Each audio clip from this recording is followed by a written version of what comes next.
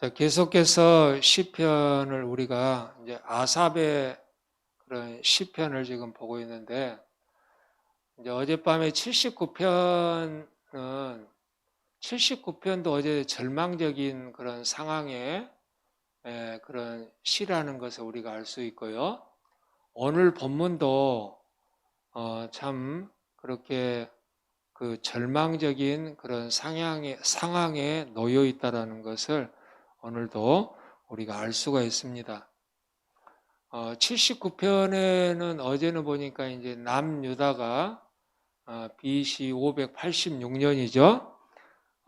이제 그 바벨론에 의해서 완전히 그렇게 나라가 멸망되고, 또 그 멸망된 상황을 그 시인이 지켜보면서 얼마나 하나님 앞에 절망적으로 그렇게 회복시켜 주실 것에 대해서 그렇게 간절히 기도하고 있는 내용들을 어제 봤습니다.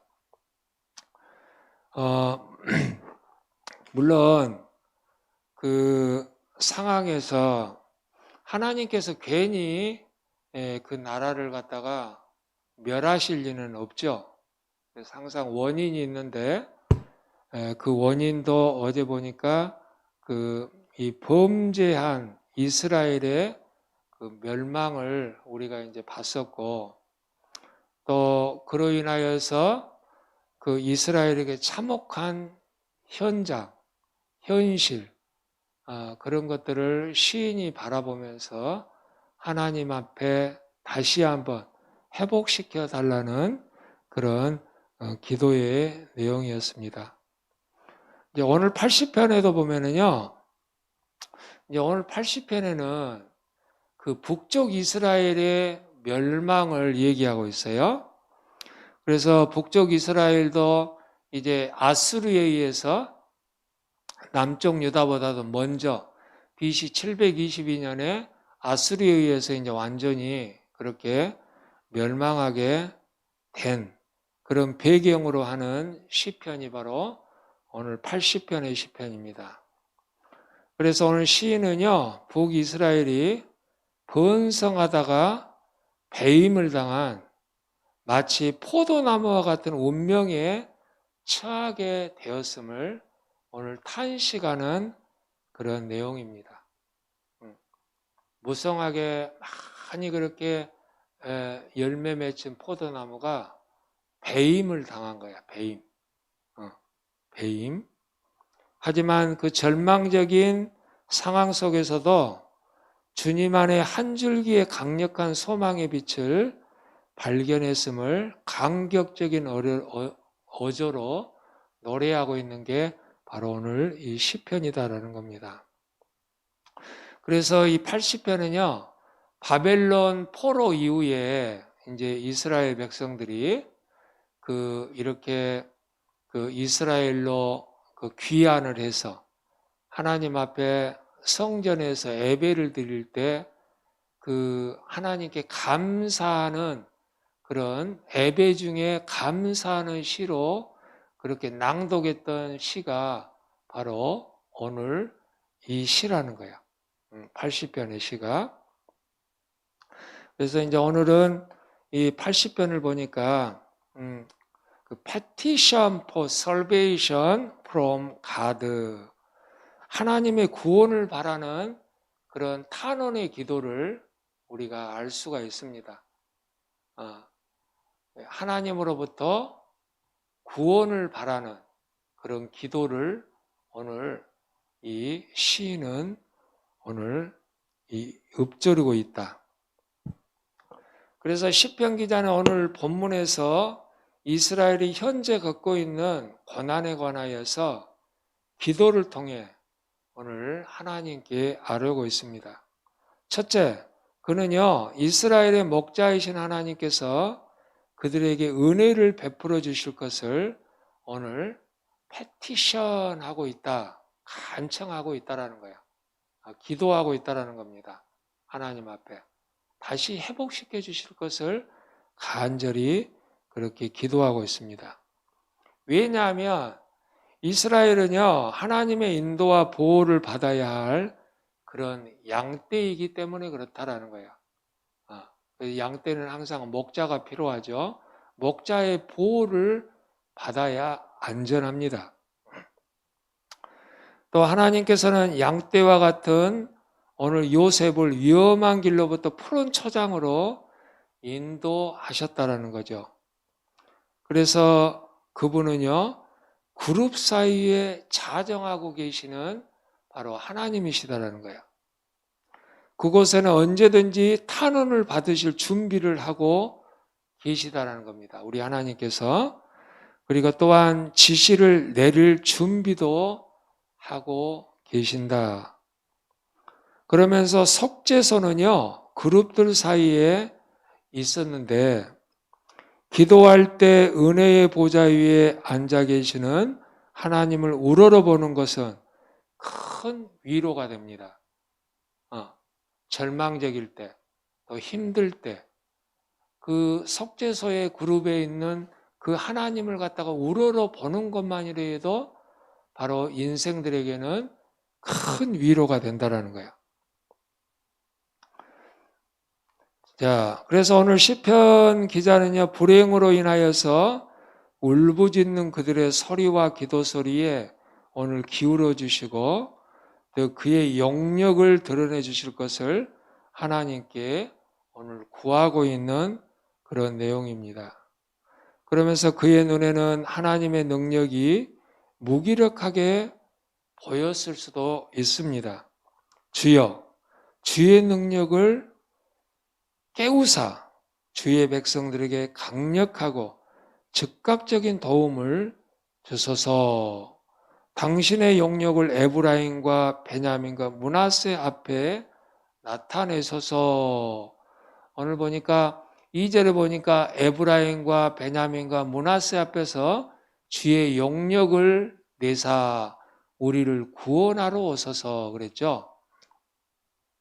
그래서 오늘 80편에는 이 구원이라는 단어가 참 여러 번 지금 사용하고 있는데 그만큼 상황이 절박하고 또 그만큼 지금 이스라엘이 위태로운 그런 상황이다라는 것을 바로 보여주고 있습니다.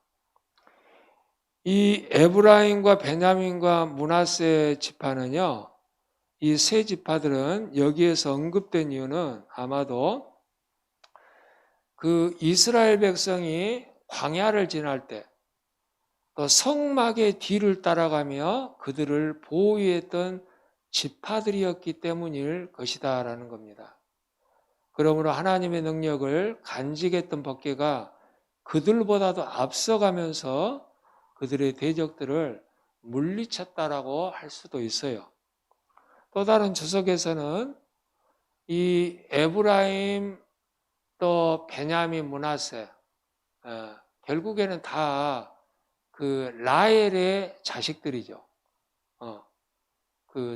보니까 그러니까 결국에는 에브라임과 므낫세는 그 요셉의 자식들이고 또 요셉과 베냐민은 결국에는 라헬이 그렇게 낳은 자식들이잖아요.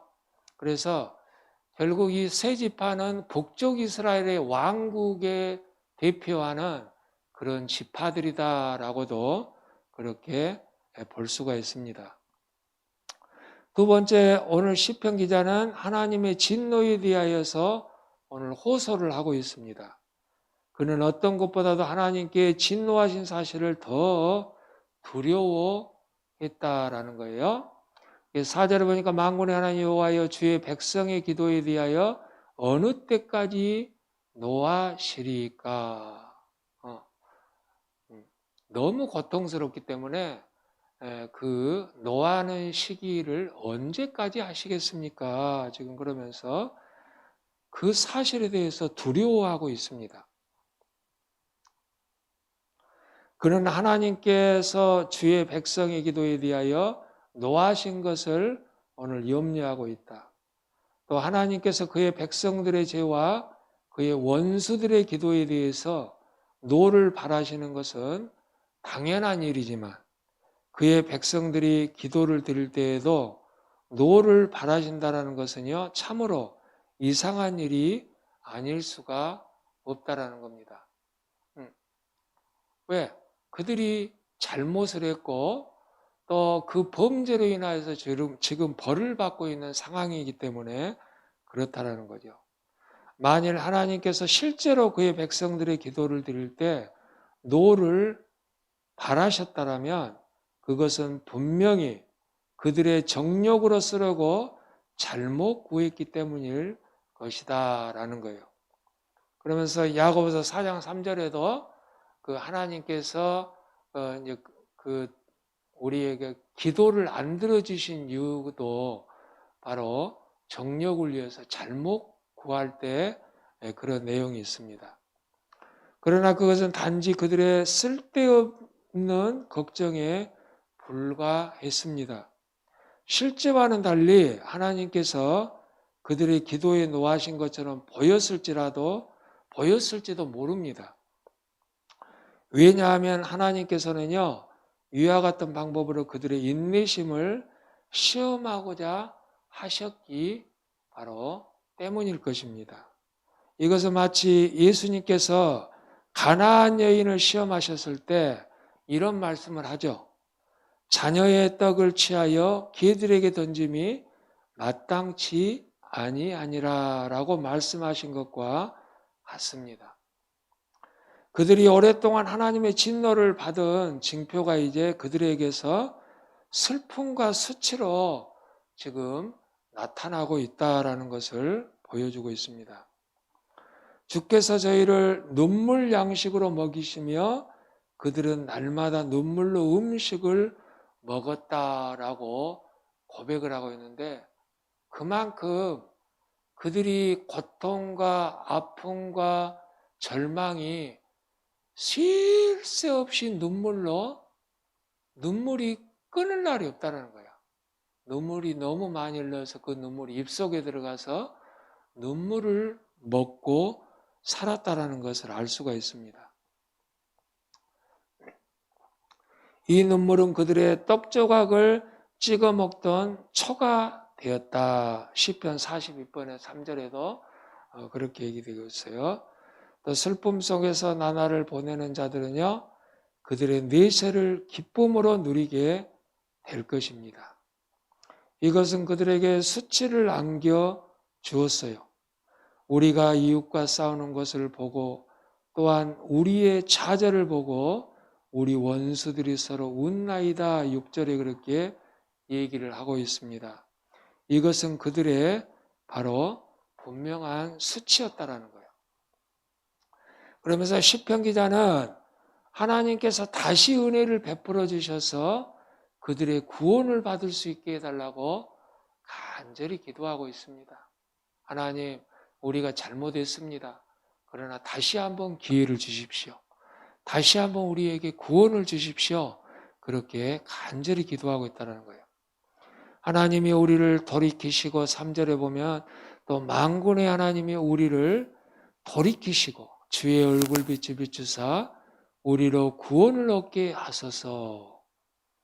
7절 말씀은 19절에서 다시 나오고 있기 때문에 오늘 본 시편의 후렴구라고도 말할 수가 있습니다. 우리로 구원을 얻게 하소서. 상황이 굉장히 지금 절망적이다라는 것을 보여주고 있어요. 주여 회개와 계심으로 여호와께로 우리를 돌이키시고 우리에게 다시 긍휼과 구원의 길을 베풀어 주옵소서라고 그렇게 기도하고 있습니다. 그러면 다음과 같은 사실을 우리는 주목을 해볼 필요가 있습니다. 왜 시편 기자는 이런 구원을 이렇게 부르짖고 있는가? 첫째, 구원은 오직 하나님의 은혜로 통해서만 이루어진다라는 사실이라는 거예요. 인간의 저력이나 인간의 힘으로 되어지는 것이 아니라 오직 하나님의 은혜로 통해서만 이루어진다. 둘째로, 하나님께 회개하지 않는다라면 어느 누구도 하나님의 은혜를 받을 수가 없다라는 겁니다. 하나님을 은혜를 받고자 하는 자는 반드시 회개가 따라야 돼요. 셋째, 회개는요, 하나님의 은혜를 통해서만 이루어진다라는 거예요. 주께서 내게 돌이키시면 내가 돌아서서 될 것이나이다. 이 본문에서 나타나는 기도는요, 온 민족의 회개를 바라는 그런 기도를 지금 하고 있다. 그러면서 온 민족이 경건한 생활을 한다면 민족의 평강이 바로 보장될 것이다 라는 것을 보여주고 있습니다. 그러면서 오늘 이 시편 80편에서는요, 또 시편 기자는 독특한 그런 은유적인 표현을 하고 있습니다. 마치 버림받는 포도나무 비유를 하고 있어요. 버림받는 포도나무. 그래서 오늘 시편 기자는 본문에서 하나님의 이스라엘을 위하여 청원하고 있으며, 그러니까 패티션 하고 있다라는 말이죠. 또 은혜의 보좌 앞에 나아가 자세히 아뢰고 있다라는 것을 봅니다. 자, 교회는 이들 구절에서 포도나무와 포도줄기로 표현하고 있다라는 겁니다. 그래서 이 교회 자체도 바로 포도나무, 포도줄기로 그렇게 표현하고 있어요. 또 이 포도나무의 뿌리는 바로 그리스도이시다라는 겁니다. 그리스도. 로마서 11장 18절에 있는 것처럼 바로 이 포도나무의 뿌리는 그리스도다.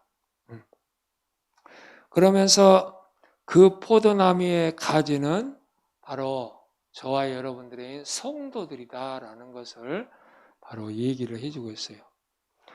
교회는요, 연약하고 도움을 필요로 합니다. 교회는 그렇게 강하지가 않아요. 연약해요. 항상 하나님의 도움이 필요해. 또 포도나무와 같다라는 거예요. 이 포도나무 같지만 벌품도 없고 장래성을 보일 만한 모양도 갖추지 못한 오늘 가지를 내며 열매를 많이 낸다는 거예요. 그래서 포도나무는요, 결국에는 무슨 목재로도 사용이 안 됩니다. 포도나무는 결국에는 버리면은요, 불에서 땔감으로밖에 사용이 안 돼. 땔감. 그러나 포도나무가 살아있을 때는요, 벌품도 없지만 가장 값어치 있는 열매를 바로 내게 된다는 거예요. 열매. 그래서 포도나무의 열매를 보면 참 신기하죠. 어쩌면 저렇게도 많은 포도송이를 낼 수 있나. 참 포도나무를 볼 때마다 신기해요. 그리고 그 맛도 아주 탁월하죠. 그러면서 그 열매는 아주 탁월합니다. 교회는 선택받는 고귀한 포도나무와도 바로 같다라는 겁니다. 광야와 같은 이 세상에 그처럼 훌륭한 포도나무를 심으셨어요. 우리 하나님께서. 그러면서 오늘날까지 그것을 지켜오신 하나님의 선하심을 우리는 마땅히 그렇게 찬양을 해야 된다는 겁니다. 그러면서 우리는 구약 교회의 포도나무는 처음에 그럼 어떻게 심어졌나? 아까도 얘기한 것처럼 80편의 이 시편 기자는 그 은유법을 사용을 하면서 마치 하나님과 이스라엘 관계를 갖다가 그렇게 포도나무로 비유를 하고 있는데, 그러면서 절망적이게 버림받는 포도나무에 대해서 설명을 하고 있습니다. 그러면서 구약교회의 포도나무는 처음에 어떻게 심어졌을까? 구약교회의 포도나무는 어떻게 심어졌을까? 오늘 시편에는 이렇게 얘기를 합니다. 하나님께서 그 포도나무를 애굽에서 가져다가 그랬어요. 그러니까 하나님께서 포도나무를 어디서 가져왔다고? 구약의 포도나무는 애굽에서 가져왔다고 그랬어. 애굽에서. 즉 우리가 쉽게 생각하면 이 포도나무는 이스라엘을 상징을 합니다. 그러면서 하나님께서 애굽에서 이 포도나무를 가져왔다는 것은요, 그들이 430년 동안 애굽에 종사를 하는데 하나님께서 그들을 갖다가 엑소도스 하죠. 출애굽을 갖다가 시킵니다. 출애굽을. 그 출애굽하는 사건을 두고 하나님께서는 오늘 시편 기자는 이 포도나무를 애굽에서 가져왔다고 그래요. 애굽에서. 그러면서 가나안 땅에 있는 열방을 쫓아내신 후에 심으셨습니다. 그 말은 뭐냐? 가나안 땅의 7 부족 국가를 다 쫓아내시고 하나님께서 애굽에서 가져온 포도나무를 가나안에 심었다라는 거예요. 가나안에다. 곧 그는 한 포도나무를 심기 위해서 가나안 땅에서 7 족속이나 바로 쫓아내셨다라는 거예요. 우리 하나님께서 포도나무 하나를 심기 위해서, 포도나무 하나를 심기 위해서 가나안에 있는 7 부족 국가를 다 쫓아냈다. 그 하나를 심기 위해서. 두 번째, 포도나무는 그럼 어떻게 줄기를 뻗으며 번성을 했나? 첫째, 가나안 땅에서는 많은 사람들로 가득 찼습니다. 처음에는 그들의 수요가 그 땅을 메울 만큼 많지는 않았어요. 그렇게 많이 그 가나안 땅은 우리가 보면 지도로 보면 적지만은요. 그러나 당시의 인구로 보면은요. 그 인구가 많은 숫자는 아니었어. 자, 그러나 솔로몬 시대에 이르러서 유다와 이스라엘이 바닷가의 모래와 같이 많아졌다라고 성경은 얘기를 합니다. 그만큼 솔로몬 시대 때는 이스라엘이 마치 그 옛날 하나님께서 아브라함에게 약속한 것처럼 너희 조상이 바닷가의 모래알 같이 하늘의 별을 봐라. 별과 같이 셀 수 없이 많아질 것이다 라고 표현을 말씀하신 적이 있죠. 그런 것처럼 솔로몬 시대 때에 이렇게 이스라엘 백성들이 모래와 같이 그렇게 번창을 했다라는 겁니다. 자, 이스라엘에는 많은 사람들이 있었을 뿐 아니라 강한 용사들도 많이 있었다라는 거예요. 또 두 번째, 그들은 주변 국가들을 정복하면서 그들의 지배 영역을 확장시켜 나갔습니다. 오늘 11절에 있는 것처럼. 그러면서 이렇게 표현을 하고 있죠. 그 가지가 바닥까지 뻗고, 바닥까지 뻗었다. 그러니까 포도나무가 잘 자라서 그 포도나무가 튼튼하기 위해서는 가장 중요한 게 뭐냐면은 줄기야, 줄기. 뿌리가 잘 내려야 그 다음에 나무도 잘 자라고 가지도 잘 자라고 또 열매도 잘 잔다라는 겁니다. 오늘 바닥까지 뻗고 넝쿨이 강같이 미쳤거늘 이렇게 이제 오늘 시편은 표현하고 있는데요. 바닥까지 뻗었다라는 것은 바로 지중해를 나타나고 있어요. 지중해. 그래서 서쪽에는 이스라엘 서쪽에는 지중해가 있죠. 그만큼 이스라엘이 번성했다라는 것을 얘기를 합니다. 또 강은요.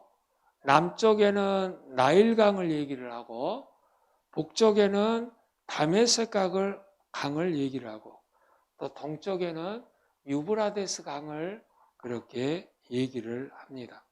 그만큼 하나님께서 포도나무 하나를 애굽에서 가져다가 가나안에 심었는데 그만큼 번창을 했다는 거야. 번성을 했다. 포도나무가 그늘과 가지와 넝쿨이 많이 뻗어났으면서도 열매를 맺지 못하고 있다는 사실은 우리가 주목해 볼 만한 대목입니다. 뿌리가 엄청나게 많이 뻗었어. 포도나무가 겉으로는 잘 자란 것 같아. 그런데 열매가 없어요. 열매가. 마치 믿음 있는 것 같이 보이는데 실상 들여다보니까 믿음이 없는 거예요. 열매가 없어. 하나님께서 애굽에서까지 가져와 갖고 가나안에 심어서 그 포도나무가 정말로 뿌리가 지중해까지, 또 남쪽의 나일강, 북쪽의 다메섹강, 그리고 동쪽에는 유브라데스 강까지 그렇게 번성해서 뻗었는데 결국에는 열매가 없었다는 거야. 열매가.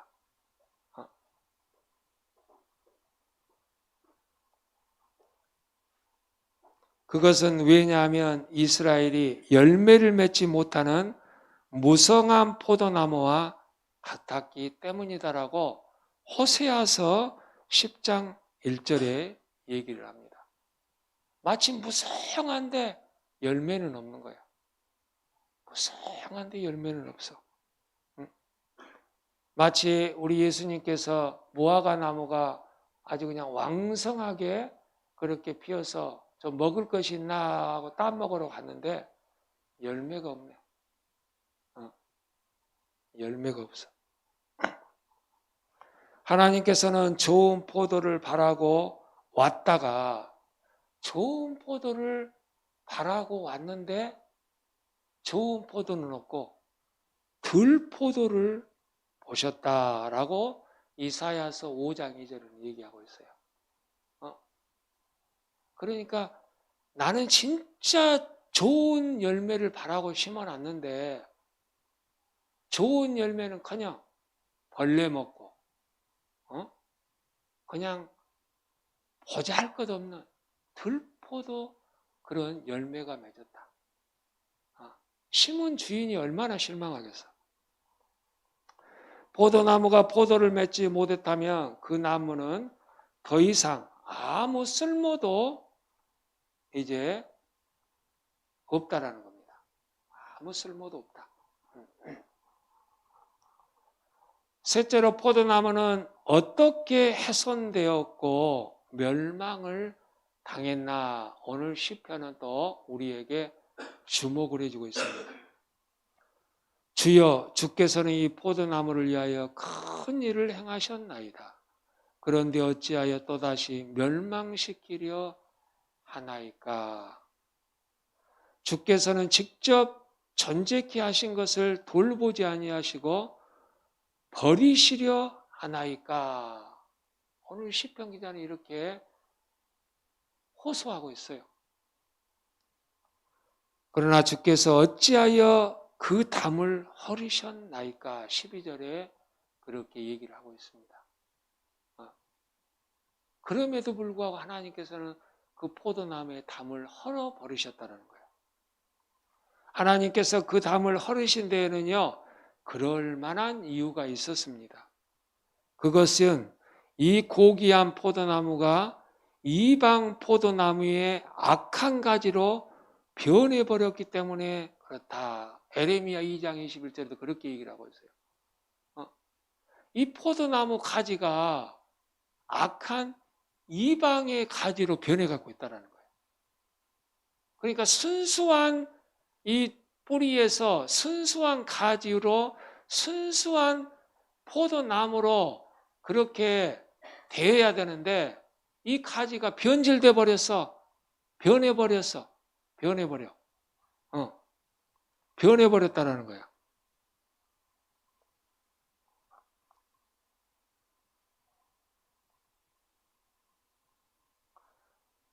하나님께서 그 담을 허리신 데에는 그럴 만한 이유가 있었습니다. 그것은 이 고귀한 포도나무가 이방 포도나무의 악한 가지로 변해버렸다. 하나님께서 그들의 담을 헐어 그들을 무방비 상태로 내버려 두셨다라는 거예요. 담을 헐어서 그냥 내비둬 버렸어. 왜? 나는 정말로 애굽에서까지 가져와서 좋은 열매를 맺고자 가나안에 그렇게 정성스럽게 심었고 또 왕성하게 물도 주고 은혜도 주고 하나님께서 많은 것을 줬지만 나중에 좋은 열매를 갖다 맺었나 가보니 거기에는 들포도가 맺었고 결국에는 그 나뭇가지는 다 이방 나뭇가지로 변해 있었다 라는 것이 바로 이 포도나무를 심은 주인의 심정이었습니다. 곧 원수들이 군대가 그들을 침략을 하고 말았어요. 길에 지나는 모든 자들이 그 포도나무 가지를 바로 꺾어 갔습니다. 다 꺾어버려. 지나가는 사람마다. 그래서 오늘 시편 기자는 13절에 이렇게 표현합니다. 숯불의 돼지가 상해하며 들짐승들이 먹나이다. 그렇게 표현하고 있어요. 그러나 하나님께서 그 담을 헐 때까지는 그들이 이 포도나무의 잎사귀 하나라도 꺾을 수가 없었습니다. 하나님께서 떠나버린 지금 이스라엘은요 비참한 처지에 놓이고 있다라고 16절에 얘기를 하고 있어요. 그것이 소화되고 불탔다라는 거죠. 또 작벌을 당하고 또 이스라엘 백성들은 저주를 받다가 결국에는 불 속에 던져져서 타없어지는 가시나무와 같은 취급을 받게 되었다라는 것을 우리에게 얘기를 하고 있습니다. 이제 그들은 더 이상의 보호와 사랑을 받는 포도나무로서의 대우를 받을 수가 없게 되었던 겁니다. 네 번째로 그러면 그들은요 하나님께 무엇을 요청을 했나? 지금 상황이 너무 절망적이야. 아수르에 의해서 북쪽 이스라엘이 완전히 다 폐허가 돼버립니다. 그 인사이드에 있는 사람들은 다 죽고요. 또 많이 포로로 잡혀가고 집들은 다 헐어버리고 나무들은 다 꺾어서 불태워버리고 거기에 있는 성들은 다 회파돼 버리고 완전히 지금 절망적인 상황에 오늘 이 시편 기자는 그럼 뭘 마지막에 호소를 하고 있나? 무엇을 요청하나? 패티션, 뭘 그렇게 탄원하고 있나? 뭘 청원하고 있나? Petition for salvation from God. 하나님으로부터 구원을 위한 지금 탄원의 기도를 오늘 하고 있다는 거예요. 이 시편 기자는. 그러면서 그들은 하나님께서 그 포도나무를 도와주실 것을 요청을 하고 있습니다. 하나님, 그래도 우리를 불쌍히 여겨주시고 우리를 구원해 주십시오라고 기도를 하고 있습니다. 권능의 장소이며 또 소망의 장소인 하늘에서 굽어보시고 그곳으로부터 적절한 구원을 베풀어 주시옵소서라고 기도하고 있습니다. 그곳에서 이 포도나무에게 은혜를 베풀어 주소서. 주여, 이 포도나무는 주께서 주를 위하여 심으셨으므로 신뢰를 가지고 주와 주의 보호에 그 자신을 맡길 수 있나이다 라고 간절히 패티션 그렇게 플레이하고 있다는 거야. 기도하고 있다는 겁니다. 가지는요 히브리어로 아들을 뜻합니다. 이 가지는. 그러면서 이들은요 곧 그 아들은 주께서 그 자신을 위하여서 그의 계획 속에서 강하게 만든 분이시라는 거예요. 또한 그 아들은요 이스라엘 민족으로부터 내 종, 내 순 이렇게 이제 많이 스가랴 3장 8절에도 표현하고 있어요. 내 종, 내 순 뭐가? 이 가지가. 즉 이 내 종, 내 순이 나와야 했으므로 그가 올 때까지 특별히 다윗의 가계는 보존되어야 했습니다. 그러니까 하나님께서 끝까지 다윗의 가문을 멸망치 않으시고 지켜주셨다는 거예요. 그는 참 포도나무입니다. 누가? 바로 예수님이. 주의 우편에 있는 자, 또 위에 주의 손을 얹으소서. 그는 바로 다윗의 가계에서 태어나 그들 앞에 출입하게 될 왕이었습니다. 주의 손을 그 위에 얹으소서 그를 보호해 주실 뿐만 아니라 그를 시인하고 힘있게 하시며 그의 목적을 이루게 해 주소서. 그리하면 우리가 주에게서 물러가지 아니하오리니 기자는 여기에서 우리를 소생케 하소서. 우리가 주의 이름을 부르리이다라는 기도를 덧붙이고 있습니다. 또 하나님께서 우리를 소생시키지 않는 한 우리는 올바로 하나님의 이름을 부를 수가 없는 존재들이라는 거예요. 그러나 유대교와 그리스도교에서 속한 많은 학자들은 이 이름을 다윗의 후손으로서 교회의 보호자와 구원자가 되시는 포도원지기가 되시는 바로 메시아 예수 그리스도를 그렇게 지칭하고 있다는 겁니다. 그는 하나님의 우편에 앉아 계시는 분이십니다. 또 그는 하나님께서 그의 오른손으로 맹세하고 오른편으로 들어 올리신 자로서 여호와 하나님의 능력의 오른손이 되신 분이시다라는 겁니다. 왜냐하면 하나님께서 모든 권능을 그에게 부여하셨기 때문에 그렇다라는 거예요. 모든 권능을 그에게, 누구에게? 예수 그리스도에게, 그 아들에게. 성도들이 확고하게 지속적으로 신앙생활을 할 수 있는 이유는 오로지 예수 그리스도가 우리를 위해서 베풀어 주신 은혜와 힘 때문이다라는 것을 저와 여러분이 잊으면 안 되겠습니다. 오늘 시편 기자는 절망적이지만 그러나 하나님 앞에 구원해 달라고 기도하고 있어요.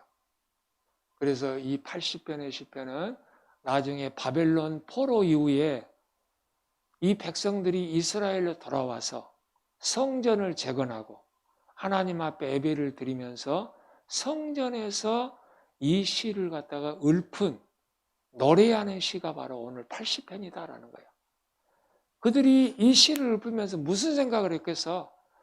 우리가 참 하나님께서 그렇게 정성스럽게 애굽에서 가져다가 가나안에 그렇게 심고 물 주고 은혜 주고 축복 주시고 많은 걸 줬음에도 불구하고 하나님께서 바라는 열매를 맺지 못하고 들포도나무를 맺고 가지는 다 이방인의 그런 가지가 되어서 신앙이 변질돼 버렸던 것을 회개하면서 다시는 하나님의 은혜를 잊지 않겠습니다. 감사합니다. 하나님 앞에 찬양하는 시가 바로 오늘 이 시다라는 거예요. 사랑하는 성도 여러분, 하나님께서 저와 여러분을 부르신 목적도 여기에 있습니다. 저와 여러분에게 정말 하나님이 바라시는 좋은 열매, 극상품의 열매를 맺기를 원하고 있는 거예요. 그런데 성도들이 자꾸 들포도 맺고 하나님이 원하지 않는 방향으로 가면 우리 주님께서 얼마나 마음 아프시겠어요. 그래서 늘 저와 여러분들이 살아가면서 오늘도 각성하고 내가 하나님 말씀대로 잘 걸어가고 있나, 잘 신앙생활하고 있나 늘 우리를 돌아보면서 승리하는 저와 여러분이 되시기를 주의 이름으로 축원을 드립니다.